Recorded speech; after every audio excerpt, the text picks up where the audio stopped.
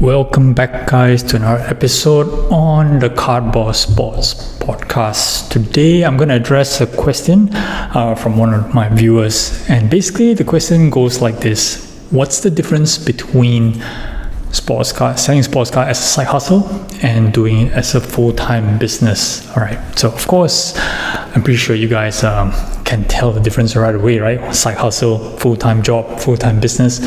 But on this episode, I'm going to go in a bit more detail so you guys can have a full understanding on the very clear differences between these two. As you guys know, I'm doing sports car full-time. I quit my job about end of 2023 to focus solely full-time on selling sports cars. So in this episode, I'm going to tell you the three main differences between the two. But first and foremost, right, when we first start on this hobby, sports cars, right, okay, most of us are just general collectors, hobbyists, spend some money collecting the things we like. We do some trading, we do some buying and selling between friends, maybe sometimes online, sell one or two cars on eBay. That's pretty normal. Slowly, people start to transition, and because they can actually make some money on the side, and that's when the term side hustle comes from. And this was very evident during the pandemic time, where people had a bunch of free time. Okay, the world was on hold. People, despite still having jobs, but they had a lot more time on their hands.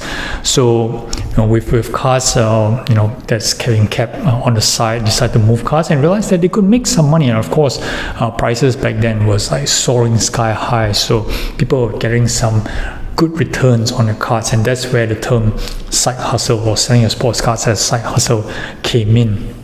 Till today, post-pandemic, people are still doing flipping cars as a side hustle just to make the extra money on the side, a couple hundred, couple thousand in some instances, all good stuff. Okay, now compare that to a full-time sports car business. We're not actually talking about stores, okay? Those guys who are set up physical stores and brick and mortar, that's a different category together. I'm referring to solo person, let's say like myself, who's operating on my own in my home office here, many thousand miles away from the US. That's a different story. But to some of you guys who are actually from the US, you're perhaps going around doing car shows, buying retail wax, selling online, selling eBay, and whatnot. So all these things. And doing it as a full-time business. Okay, so for those viewers who just want to know what's the clear distinction between these two, I'm going to explain right now. So of course, the first one, as what I mentioned, the time commitment between a side hustle and a full-time business is pretty evident, okay? As in the name itself, side hustle means doing things on the side. So if you're buying and selling sports cars on the side, maybe you're dedicating a couple hours a day. Okay, maybe after work, browsing through your phone, looking through eBay, things to buy, or maybe on the weekends, go to car shows or garage sales, try to pick up some deals, maybe list it on eBay, spend a couple hours just to list on eBay, and just doing this when you're free in between your daily lives, right? When you have a full-time job. And when it comes to a full-time business, that's where the term full-time comes in. You're doing this many hours a day, okay, 8 to 10 to 12 to 15 hours a day in some instances. It's a huge commitment, time commitment, dedicated to just buying and selling cars. And for my case, personally, a chunk of that time mainly goes into just buying and sourcing. Okay, because I don't have the luxury of attending any car shows. There's none here in Malaysia. There is very few avenues. There's no car stores here that's dedicated to sell singles. We do have some retail that sells some retail wax, but I don't go into wax. So I spend a lot of time in front of my computer, in front of my phone, just to browse, just to source, just to look for inventory. And many hours in a day goes to that. When I was doing this as a side hustle, I spend after work 3-4 hours on my phone just scrolling, and I do realize that in order to do very well buying and selling cars, it's a huge time commitment to really comb through as many cars as possible every single day just to find the best deals, because you have a limited amount of funds, so you can't really buy everything, right? Even though if you wanted to, you can see many deals, but because of that, you can't buy everything. Okay, and the worst part is if you do do have money but you don't have enough time, you tend to maybe just buy something which may not necessarily be the best deal. So therefore, there is this big distinction in terms of how much time you can commit for sports car side hustle compared to a full-time business. Okay, second point is, of course, the financial expectation between a side hustle and a full-time business is totally different. If you're doing this on the side, the financial expectation is just to make, a couple $100 a month extra or $1,000 extra. Now, if this month happens to be a busy month, maybe it's a holiday month, maybe you're traveling, or maybe you're just busy with work, with a project, with a deadline, you just had to put the side hustle on the side. Yep. No worries, just make a bit less this particular month, or maybe just put a side hustle on hold for one particular month. Okay, but when you do a full-time business, there is no such thing as that, because your monthly income depends on how much effort and work that you put in to the business. So if you decide to take a break for an entire month and not work on it because you just don't feel like it, okay, that's no income for you in that month. So the expectation for you to generate profits, to generate income, is so much more greater than for a business compared to a side hustle, which is pretty obvious, okay? And because of that financial expectation, which differs, right? The pressure to do well increases as well. So when you're doing this as a side hustle, when you see cards, rise and you sell at a nice profit, everything's great, you feel happy.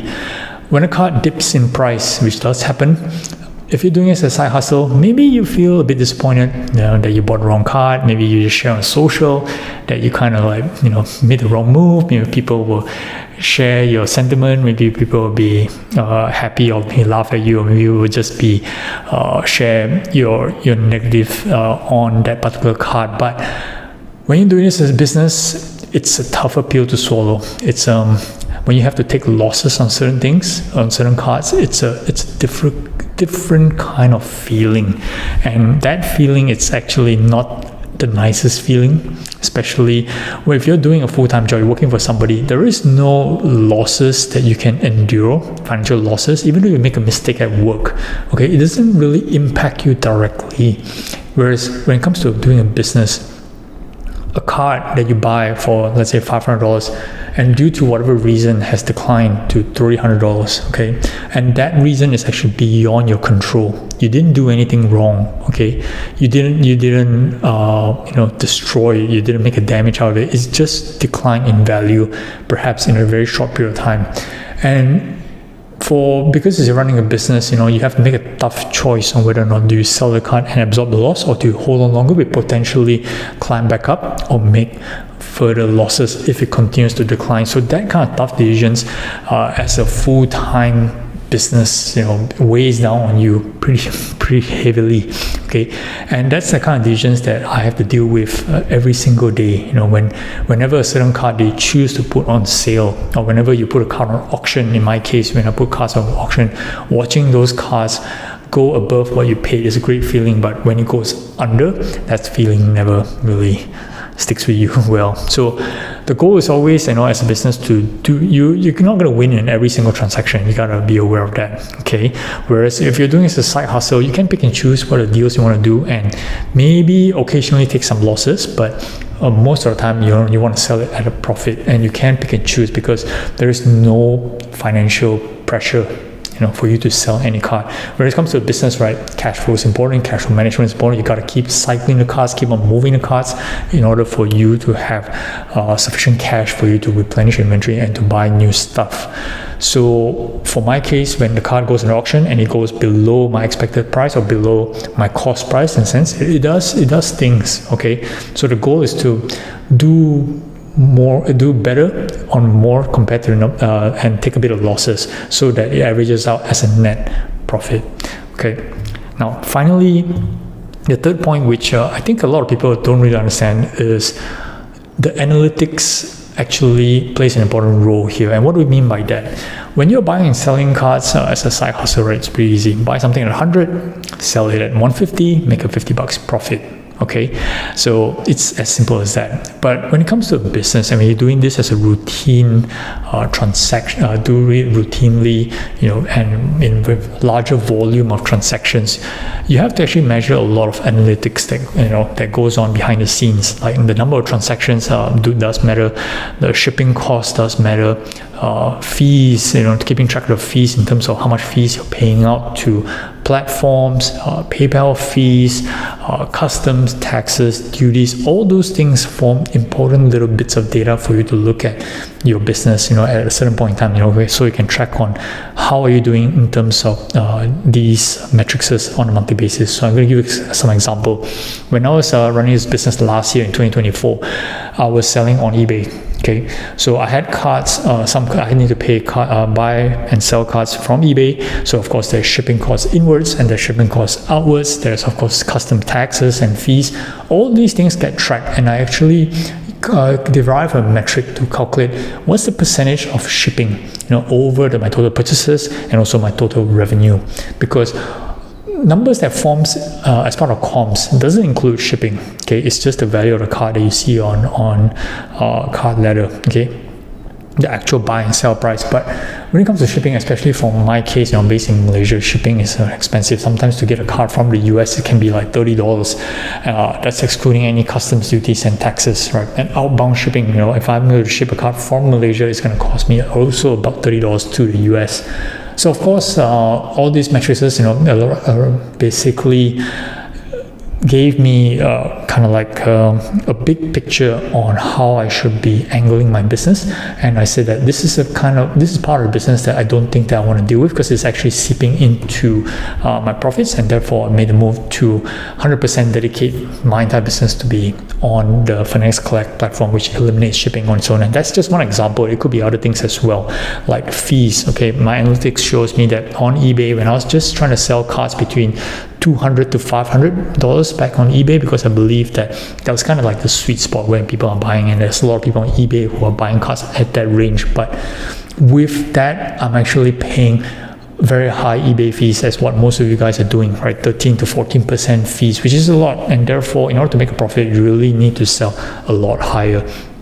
And that comes a challenge on the sourcing as well. Are you able to buy cards at that kind of discount rate without the ability to attend any shows, to do any in-person buying collections? That is, in Malaysia is non-existent. You're buying everything online, whether it's through eBay, whether it's through Facebook. It just gets challenging for me. Okay, so for me, when I understand the analytics behind transactional fees, okay, the goal is trying to find ways to reduce that transactional fee as much as possible while trying to maintain a very good and wide coverage of audiences. People will probably say, just sell on IG, just sell on Facebook, do friends and family.